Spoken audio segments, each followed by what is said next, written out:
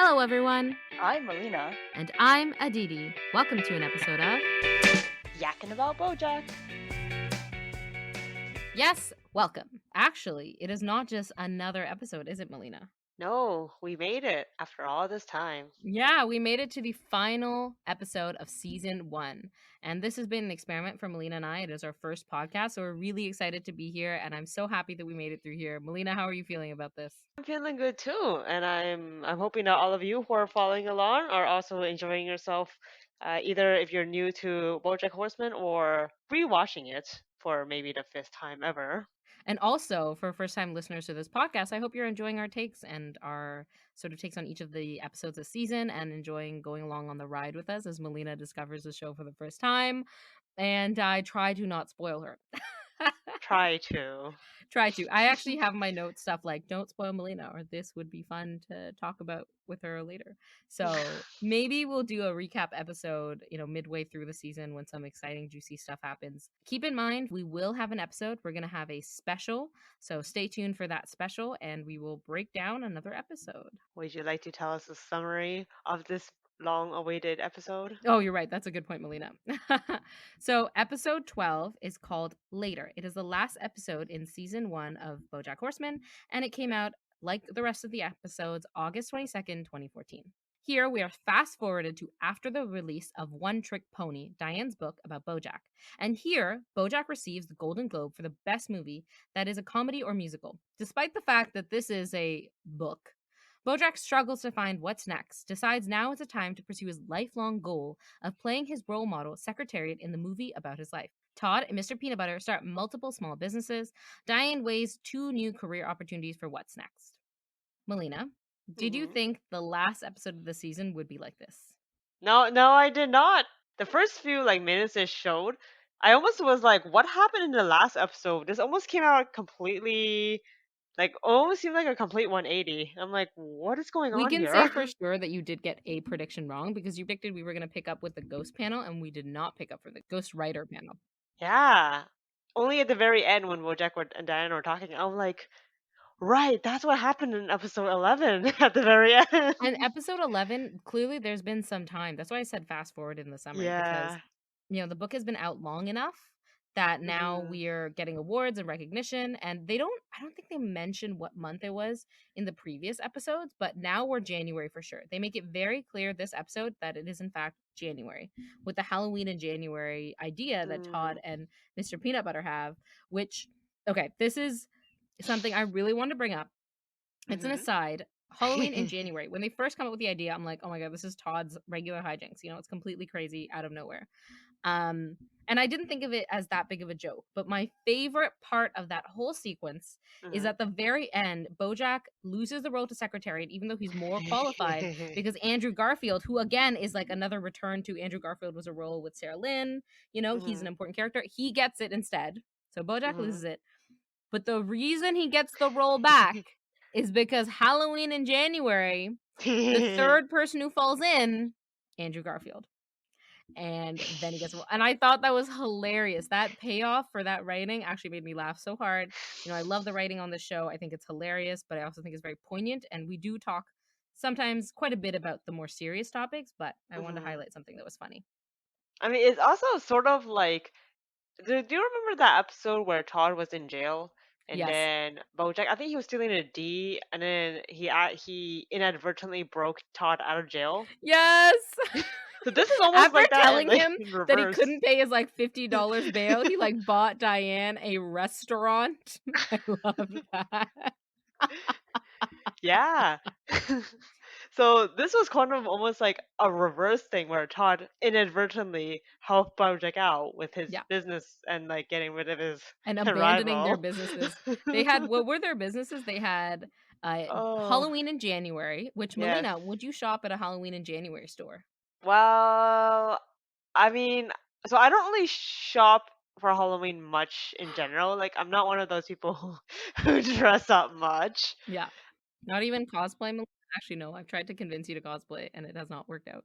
I mean, I wouldn't mind cosplay, but I don't think I would find that stuff I need in a Halloween store. Yeah, sometimes it's a little bit too cliche to be in a Halloween store, that's true. And it depends. Like a lot of the stuff in a Halloween store is like made only for Halloween, so it's very temporary. Like you can't really reuse some of the Hmm. stuff unless you spend a lot of money. Some costumes you can. Yeah, but I don't think I would shop at a Halloween in January store. They do have like all year round Christmas stores. They do? Yes, I know one in Montreal. And Oh. have you seen one? They have them in I other places. They have them in other places. I think there's one in London, England. But anyone who's oh. listeners from London, please let me know. I believe when I was in London, there was in fact a I walked past one that was like all year round Christmas because I feel like Christmas is a big enough holiday that there's a lot of Hmm. hype around it. I think so, because even Halloween, like I know there are pop-ups Halloween stores in my area when it comes to Yes, September and such, but even those, like they're pretty empty even around yes, Halloween season. and I think So the reason is really that there isn't enough of a market for them to keep them yeah, all year round. So Halloween, January. well, I mean, it seemed to be successful, meeting some success in Bojack Land. Yeah. Do you remember their other ideas? Smoothies, which I still not sure what it was. I don't know if they You ever drink a elaborated it. mood, Melina, Yes. like a smoothie. So is it a smoothie? No, it's when a Bojack smoothie. when Bojack was like so done with it with them, Yeah. I'm like, I can't believe it, but I'm actually feeling for you, Bojack. I would Oh, agree with you. Melina empathized with Bojack? What is this? No, I agree. I was like, I feel like I'm 100% with Bojack on them. He was kind of like, your Halloween January idea is stupid. Your smoothies idea is stupid. And I'm your friend. And I'm here to tell you they're both stupid ideas. But I can't believe, I think this is like a commentary on people who just have capital money. They were able to take it so far without having a concrete idea. Like they were able to get a yeah. storefront. They were able to start remodeling for smoothies. They had merch. They had hoodies. And I was like, Yeah. you don't have a product or a concrete concept. Oh my god. And then they had full waffle. Oh yeah, that was the last idea. Yeah. Which I think is the only realistic idea. Like if you had a waffle that was like like chicken and waffles. Oh, chicken waffles are good. Yeah, and like I think like waffles are just a type of bread, so you can use them for other stuff. I think that's like the idea that had Hmm. the most like, concreteness. What I guess whatever happened to their first idea too? The original like box was this a That I cereal think that's a box? throwback to the Hollywood movie. You know that movie about the Yeah. stolen D? Yeah. They turned it into a subscription box, a snack box. Yeah, I'm guessing it did it like go off? We actually don't think they ever I said. think they start by saying after the success of that, we're gonna do Mm, this. So I think they did it for maybe a year. okay. So all the money they made from that, they were able to put in these No, different I think venture. maybe the money they made from that, but Mr. Peanut Butter is loaded. Yeah. So yeah, and they could do all that because he's loaded. Exactly, exactly. Oh man, that was hilarious. I did want to talk about that because I was just curious. Halloween is coming up. Halloween is coming up in 9 months because it's January. Oh my god. Oh my god. No, I didn't really do a lot of stuff for Halloween. This is a tangent. We shouldn't get into it. So Melina, did you notice that in Uh-huh. this episode, it's called Later? Oh, Why do you think it was called okay. Later? Because it's later. It was many months later after the last episode. Okay, no, that's a lie. There are other reasons. Okay, I think that's actually a very valid reason. What are the other reasons you think? Well, one of the things that really stand out was the whole Diane was trying to. She was getting like an offered, I think, different jobs, or she wanted to do different things. She wanted like Yes. make change, and then I think both Mr. Peanut Butter and BoJack had told her like, "Oh, you can just do that stuff later." Yes.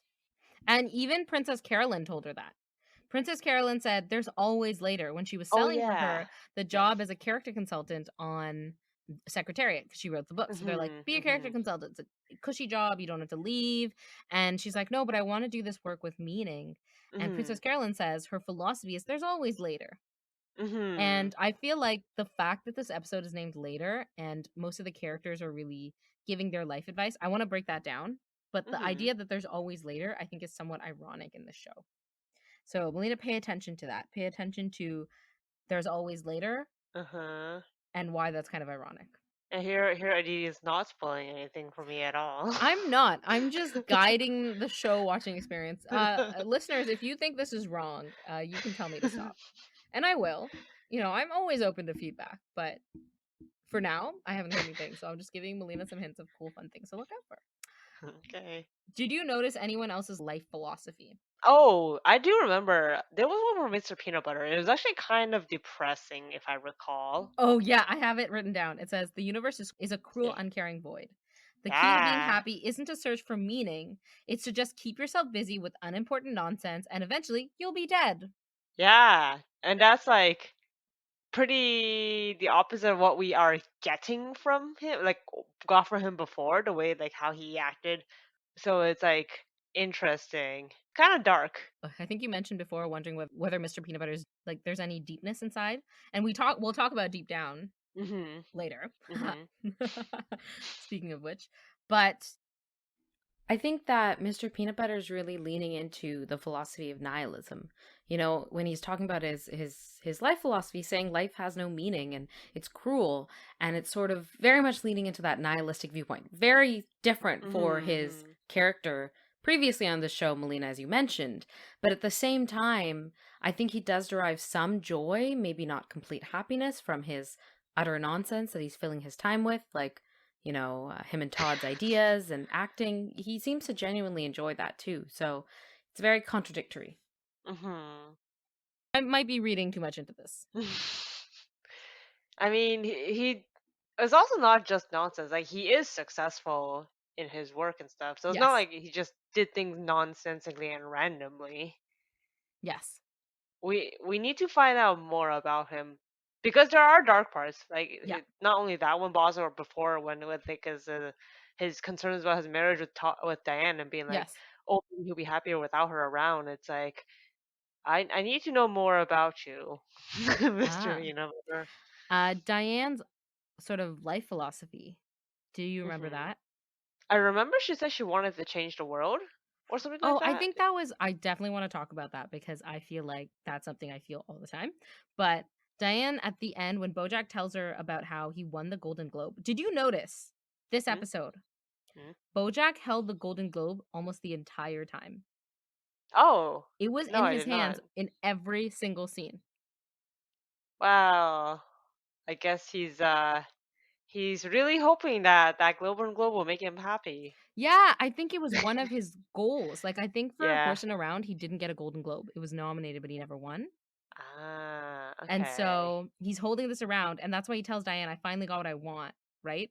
And Diane's response is the quote, that's the problem with life, right? Either you know what you want and you don't get Mhm. what you want, or you get what you want and then you don't know what you want. Okay. And I think that sort of summarizes the concept of later, right? It's like that later Okay. concept is after you get what you want, what do Mhm. you don't know what you want next, right? You don't know the later. I guess that's also assuming a person only has one want. Because a person can have many wants, and they can fulfill one, get one thing, and they still have all these other things they still want to get.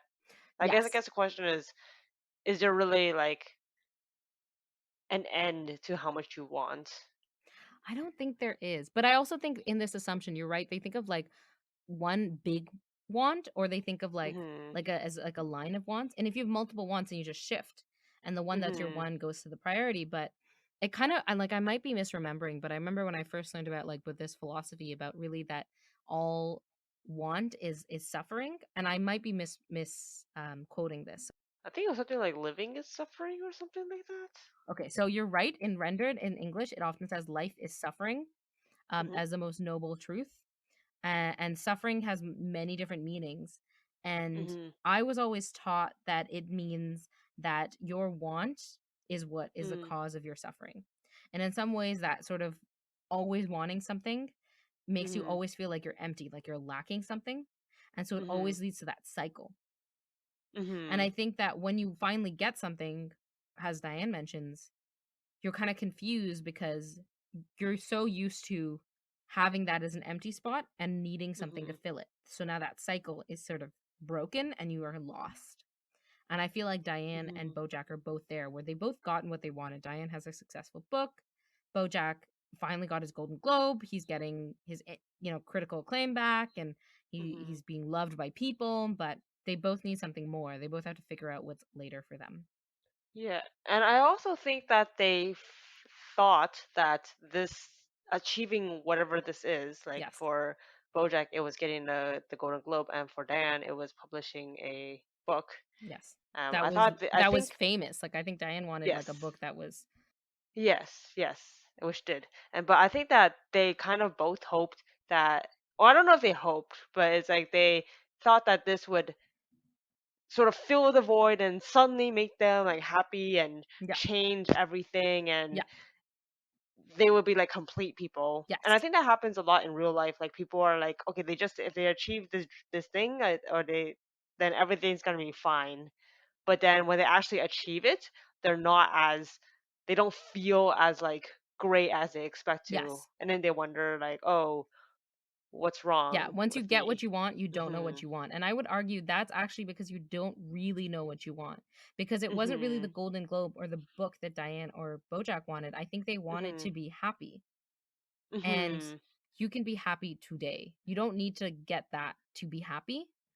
Mhm. Like I'm not saying like if you have a serious mental illness and you're depressed, like that's very different, but putting a condition on your happiness, saying I will be happy when I get a Golden Globe, or I will be happy when my book is critically acclaimed, or I will be happy when such and such happens, makes your happiness conditional. And when you get there, I think what you realize is often you're the same person you were in terms of your happiness, as you were when you Mhm. started. I don't know if I would say that they were looking for happiness. At least in Bojack's case, I don't think he was looking for happiness. I think he was looking because when he was doing his audition for the secretariat, and he was really getting into character with the whole like, I'm just running away. I'm not running away from everything. Well, I'm running away, and like I'm running away because I'm nothing.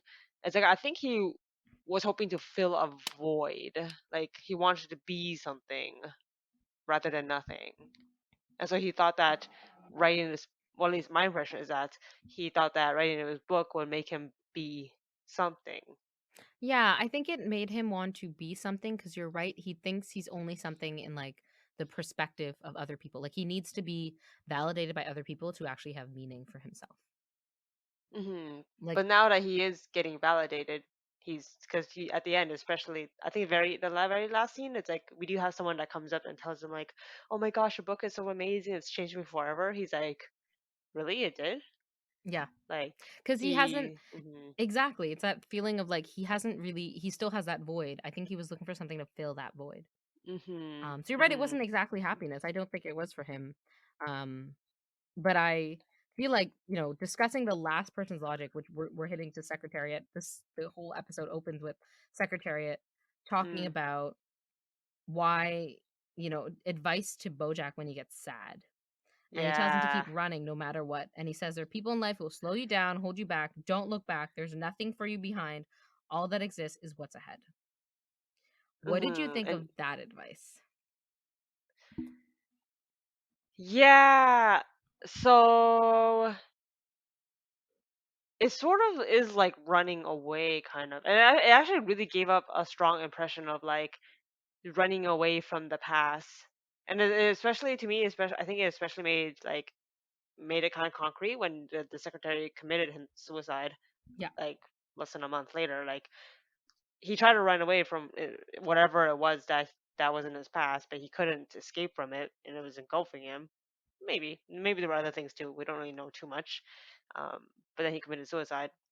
But and like that whole ordeal, because Bojack really looked up to the secretariat. Like Hmm. that whole ordeal, I'm pretty sure like had Big a impact on him tremendous for sure. impact on him. Yeah, that and also like his not great parents and other things and isolation at school and a lot of things are just like Compacted on top of one another. compacted. Yeah. Yeah.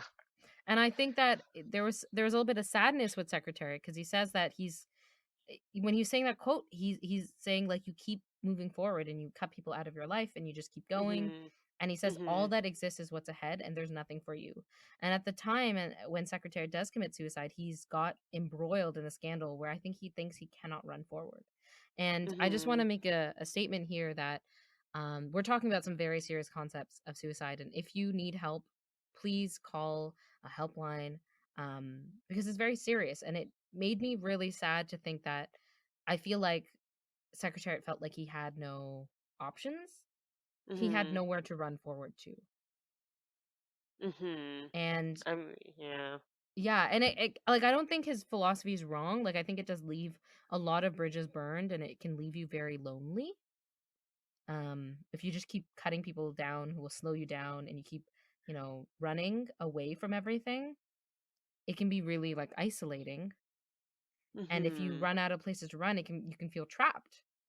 Um, He was. I feel like for the Secretariat, he was also in a because he was a famous person. He was yes, like in this unique position where it's like people couldn't even if he were to like talk to people like they wouldn't be able to relate to him because they would yes, see this oh so like a famous person who has everything like kind of thing, yes, or B, they have like certain expectations that they need to portray themselves as. yes, Especially with the director of the movie, yes, like she at the very end when she was telling what was she telling Bojack again? Something about like oh like you listen to what I have to say, like don't call me, like I'll call you until I tell you when you need me. But like that gave me really bad yeah. like The director's name a is bad Kelsey. sense. Kelsey? Yeah, Kelsey. It's a name that you should Okay. remember. Kelsey Jannings. Okay. Like that was giving me bad vibes. I'm like, I feel like that Kelsey may have contributed to the secretariat's feeling of isolation and not being able to get support, and it may worsen. And I guess I'm making a prediction already, but like whatever Bojack is gonna get himself involved with when he's being in this movie, whatever happened to secretariat is gonna happen to him. Not that he'll necessarily commit suicide, but like he'll be kind of trapped with whatever had happened with secretariat. So do you think this is something the director is doing on purpose? Like it could be a concept of like method acting. Like some directors do this where they want the actors to get into the headspace of the characters. So do you think the director is doing this on purpose? It's too hard to say. I can't tell. Hmm. We don't have enough information. Yeah, The only information I know is that I am getting bad vibes from this. I see. I see. Bad vibes, Kelsey Jennings. That's Melina's prediction. Before we jump from this, that concept that Secretary talked about running reminds me Mhm, of, I believe it mhm, was episode 5, when Diane goes back home and she talks about how she cut out her family and she left them behind. And we also talked mhm, about whether or not that was the right thing to do with your family too. And I think that's mhm, interesting because I feel like there's some mirrors between Diane's logic and Secretariat's logic, and also even Bojack's logic, because he doesn't isn't someone who, like, he dwells on the past a lot, but he's cut a mhm, lot of his connections from his past. Like I think Princess Carolyn's the only notable person from his past that he still is in touch with. And Mr. Peanut mhm. Butter, whom he tries actively to not be. Just like does not have any concept of personal space. Nope. But Mr. Peanut Butter is a bit callous. I don't know if that's the right word, but In like what sense? in the sense like when a part of it is like when Bojack was trying to talk to him, like he just goes off like, "Oh hey, like someone else goes talk to them instead," or like when Diane was trying to talk about how she wanted to go to do this other job, and then Yes. Mr. Peanut Butter is all like, "Oh, be happy," and gives his like dark philosophy. I still don't see him really well, originally I was saying, I guess with the wedding thing, like I wasn't sure if he really cared for her. And I was like, maybe there was some kind of gr- growth and change that he is, but now I'm thinking like he just seems to be just focusing on himself and still trying to just as long as the world makes him happy, like quote unquote happy, like that seems to be what his focus is on. Is there something wrong with that philosophy though? I guess there's nothing wrong with that philosophy, but it's more in the sense that as another like say as being Diane being Mr. Peanut Butter's partner, it's sort of like then since this person has that philosophy, like what kind of impact does it have on your life and how are your decisions going to be affected by this other person kind of Yes. thing. Because in the end, like she chose like she had Diane had like had multiple people tell her to not pursue what she thinks she wants to pursue. Yes. um and of course like being married and all, she probably really considers Mr. Peanut Butter's like opinion as well. Yeah, and I think it makes sense that Mhm. he wants, like, he's also selfish in the fact that he wants his wife to be in the LA. Mhm. And I think what you I don't know if I would say call it callous, but Mhm. I think that Mr. Peanut Butter lives with the philosophy of like he does what makes him happy now and he doesn't bother about like he makes his own happiness and he does it now and he doesn't worry really about finding meaning in it too much. Mhm. And Mhm. that, like, he also does not like to have that deep conversation. Like, I think what you're pointing out is in many situations when that conversation or an opportunity for that conversation Mhm. arises, he avoids it. And Mhm. that is maybe like, you're mentioning you want to find out Mr. Peanut Butter. Now we'll find out, is that a thing he actually does? Are we reading too much into it? But I think you're Mhm. right. Like, he's avoiding it. And he just tells Diane, like, be like me, avoid it, and just do things that right now are like band aids. And I'm giving him too much credit when I say he's making its own happiness because I do think he's just band aiding it. He's just band aiding it with this right now gives me joy. I'm going to do it. And I think that that Mhm. philosophy isn't inherently bad if you aren't just ignoring pressing issues, right? And in this Mhm. situation where his partner wants to move, um, he shared his philosophy, but he didn't share like a full story of like how that would feel. And I think that's what you're saying, Melina. Like it was a little bit, it didn't feel complete. Or Mhm. is that not what you were thinking? Not compl- I think we should also recap for just our listeners and make sure everybody's on board. What were the two options Diane was weighing? Option one. So yeah, so Diane was deciding either she got caught by this. I still wasn't as confused. He was like a sergeant or something in the army. Like I still also wasn't sure what he was. Sebastian St. Clair. Sebastian St. Yeah. Clair. Sebastian St. Yes. Clair. So the two options were for Diane were to I guess write about Sebastian St. Clair and his work with like war torn countries and Yes, he such. provides aid, and I found it kind of funny. He's someone who's like, "Oh, I Mhm. provide aid, and no one actually cares about it, and I want them to care." But then there's Mhm. an orphan without limbs, and he just throws him the pack and doesn't like give him any help or something. And I was like, "Man, this guy also seems like he didn't seem as performative." I'm glad he's doing the work, Mhm. but I feel like there is a gap between doing a proper man that work. I don't know. Criticizing someone who's actually be on the ground level seems bad as well. But there was something a little bit Mhm. off about him. I don't know if you caught that, Melina, the scene where he threw the thing at the orphan without hand. The kid couldn't catch it. And I was like, what is he doing? Yeah, he definitely was especially on the battlefield. It's like, do you have time to go calling people while you're in the middle of doing something? Can Yeah. you not But call he's them he's like, pointing out that he's a very, very busy man. So he yeah, can't that's take the true, time to call Diane. I guess. And so option two, Oh yeah, option two is to be a character consultant on the Secretariat movie. yes, which Princess Carolyn clarifies is very cushy. Like she show up, she says one or two, three lines, that wouldn't be something he Mhm. said, and then that's it, and you get to have craft service food.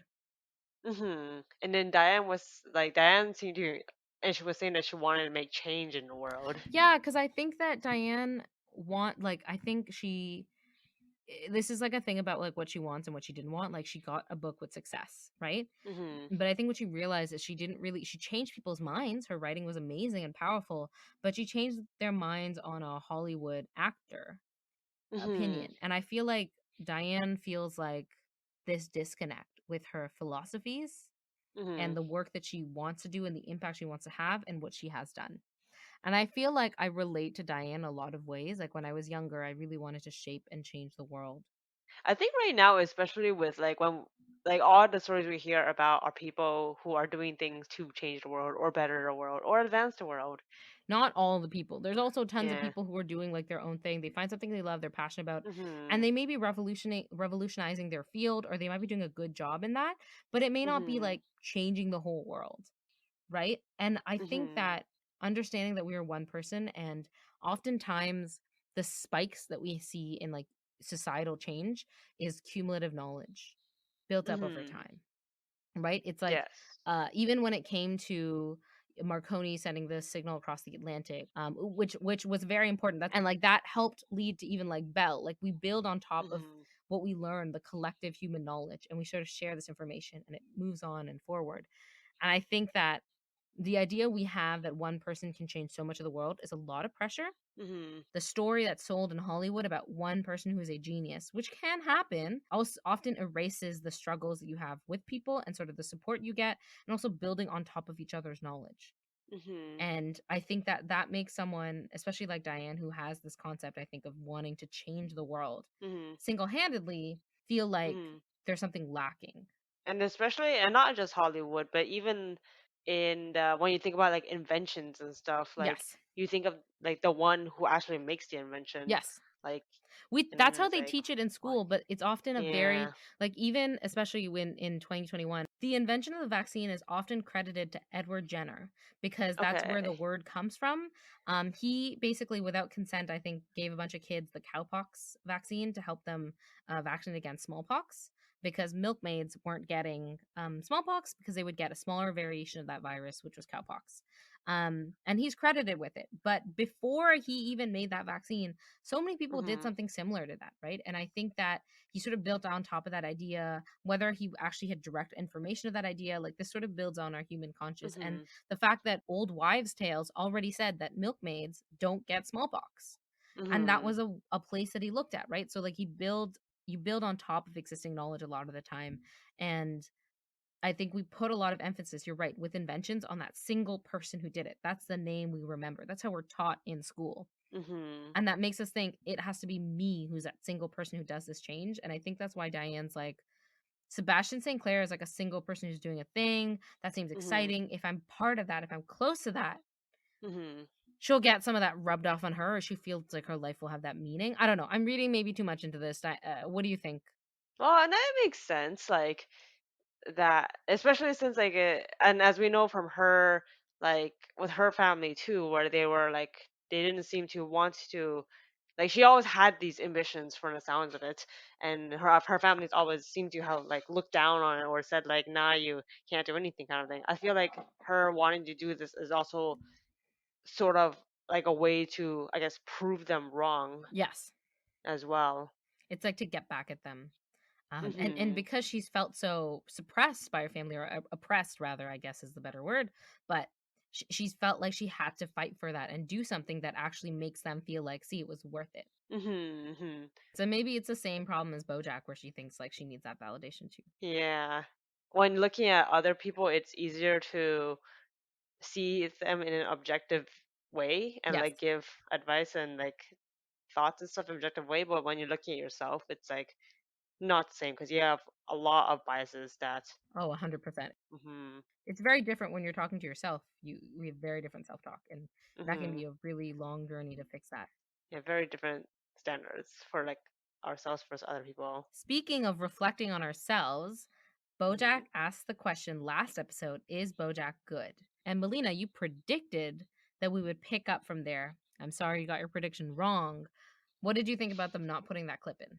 That got brought up at the very end of the episode where where Bojack was talking with Diane at Yeah. the on a rooftop, which then actually triggered me to actually remember that even happened Yes. because it almost seemed like a completely different story, like world altogether. Yeah. And then Diane was sort of brought it up, and then she was the one who said like she didn't really know what to say. Yeah. To me, it just seems like Shijo was just silent the whole time, and so he pretty much would have taken away the answer because if it wasn't like a yes or a good person, then the implication was that she was saying he was not a good person by not answering positively. Interesting. I feel like you're right. They kind of hinted at that, but it was a little Hmm. ambiguous. And I felt like maybe Diane, like, we don't know. Like, maybe we should leave it at that.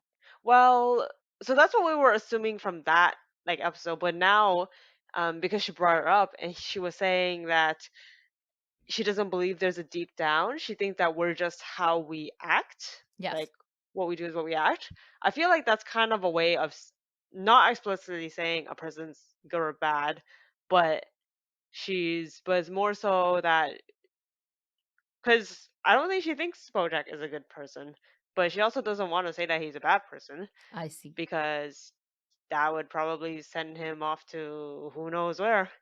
Yeah, but I think I felt like when Diane said that maybe she truly believed that. And I think her philosophy is really that if your actions dictate whether you're good or bad, then if you want to be a good person, change your actions. And I think that that's Mhm. maybe I'm just a person who tries to read positively. Like I read positively into Mr. Peanut Butter's statement, and I read positively into Diane's. Like Mm. she's telling Bojack a path to redemption, which is what he really wanted, I think, in the beginning. He Mhm. wanted to be good. But I think Bojack interpreted as his actions in the past have been bad, therefore he's bad. Mhm. Like I think even though Bojack has done some good things, like how he treated Mhm. Todd with the rock opera and how he treated Mhm. Herb, those are two clear examples of I think things that still make him feel guilty because they weren't actions he's proud of. I do think that with Diane's idea of like don't just focus like not looking at the deep down. I think that's also important too because like a Yeah. person can keep saying like, "Oh, I had you in the best in my best interest, blah blah. I had you in my best interest, like everything was for everyone else, like I'm doing my best kind of thing." But if their actions don't reflect it or reflect the opposite, it's like regardless because we cannot know another person's internal mechanisms, we'll never be able to know like what their intentions are. So the Yeah. only thing we'll be able to know are what their actions are and Yes. what impact their actions have. So in a way, there is some truth to Diane's statement too, in that Yeah. Like the actions are kind of what you perceive. Like yes, you can have with a mhm, conversation, understand deep down, because I think that's why mhm, Bojack asked Diane because he had such vulnerable conversations with her. And we can get that. But I think actions, you're right, are such a big way that you show mhm. your interior. Like they speak volumes because we can't always know what's happening inside. I do have a question about Hmm. when Bojack made a comment to Diane about like how he wished that she would have liked him. Like, was that just referring to as a person? I thought that was him referring to her approval of him as a person was important. That's how I interpreted it. How did you think of it, Melina? Okay, I wasn't sure between the two of them, like whether it was a romantic approach or just like as a person kind of approach, because she still like speaks with him Yes. amicably and such. But I think it's like Bojack wanted to make a good impression and he wanted to actually have Hmm. her approval. And I think that's kind of what you do in friendship too. But I guess it could also not be platonic. I guess I just wasn't sure just because the relationship was so strange. Like, Yes. what's going on? Okay, so what do you think's gonna happen next time? And in season 2, let's do a big prediction for season 2. So you said you think bad vibes from Kelsey Janning so far. So I also think so at the end they kind of showcased each of who I think are going to be the main like players in next season. Like it's just short clips of each of them. So like we saw Herb, we saw Sarah Lynn, we saw Andrew Garfield, we saw Margot, which was like interesting. So you're gonna show up again, Margot, even though you're in jail. Margot Martindale, yep. Yes. So that'll be interesting to see what she does when she comes out. Like is she gonna look for revenge? I don't know what she's gonna do. I feel like she's gonna get a girlfriend for a reason. For some reason, I'm not sure why. But so far, it's hard to say. Like everything is just really. I think it's like a life. Like we don't know what's gonna happen. Okay, so you don't know what else is going to happen. Bad vibes and Kelsey Jennings, and we'll see what happens. And with our main players, I think that was really nice at the end. They had that summary Mhm. of what's going to happen. So, Melina, I know that Mhm. Diane kind of had an answer to this, but what is your answer to is Bojack good? Is he a good person? Do you think my answer has changed? I don't think so, but I thought I'd give it a try. So season 1 is wrapped up, guys. Thank you for listening. We talked about what will happen next, but we'll have to just watch season 2 to actually find out what will happen next. So stay tuned for that. Next time, we will have the Christmas special. So please tune in to listen to that. We hope you all have a wonderful and happy holiday season with whatever holiday you are celebrating. Please stay safe. Bye. Bye. Yakkin About Bojack is produced, recorded, and edited by Melina and Aditi. Music is by Podcast Co's royalty-free album Keep Calm and Podcast, the song One Fine Day. All thoughts in this podcast are personal opinions. If you or someone you know is experiencing issues with addiction, substance abuse, or any of the topics mentioned in this episode, please know there is hope and seek professional help.